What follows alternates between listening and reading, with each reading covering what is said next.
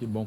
A senhora mencionou algo que me chamou a atenção e era um dos pontos que eu tinha anotado para tratarmos aqui. A senhora falou o seguinte: todos temos potencial para liderar. E aqui vem uma discussão que é enorme, que ainda não chegou a um denominador comum, que é a seguinte: liderança é um dom que você já nasce com ela ou é uma habilidade que você estuda e para conquistar? Pensando nesse nosso bate-papo de hoje, eu separei uma frase. Todos aqui conhecem o Bernardo Rezende, Bernardinho, técnico, Sim. multicampeão da seleção de vôlei, né? Hoje ele é palestrante, professor sobre liderança. E essa semana ele postou algo que me chamou a atenção e eu até guardei para esse momento. A pergunta era assim: líderes nascem líderes ou não, ou são construídos? Líderes nascem líderes ou são construídos? Na visão dele, do Bernardo, ele fala assim: líderes não nascem, eles são construídos. Não existe algo que conhecemos como o líder nato. Todos começam com suas fraquezas e forças. O potencial de liderar depende das características que você possui.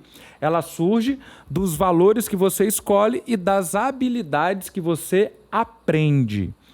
Apóstolo, a senhora como mestre em liderança, o que a senhora tem ensinado às suas alunas? Porque sabemos que a senhora tem formado mulheres e mulheres, desatado o potencial dessas mulheres. A senhora ensina que liderança é um dom ou é uma habilidade que se adquire? Essa pergunta é boa. Vocês são inteligentes.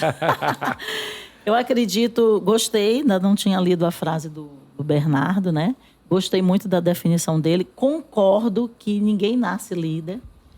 Eu tenho 28 anos de prática de liderança, né?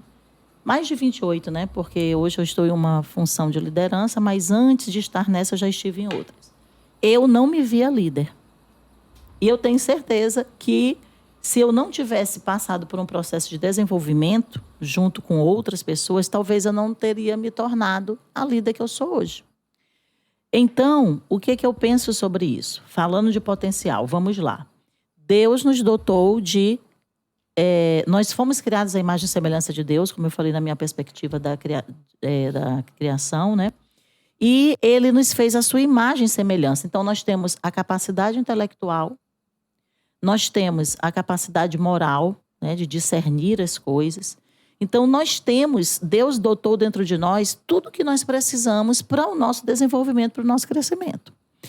Quando eu passo a conhecer as minhas forças, as minhas vulnerabilidades, quando eu tenho clareza do que eu tenho em mim, e eu também passo a ter clareza daquilo que eu preciso crescer, avançar e desenvolver, eu posso sim me tornar um líder.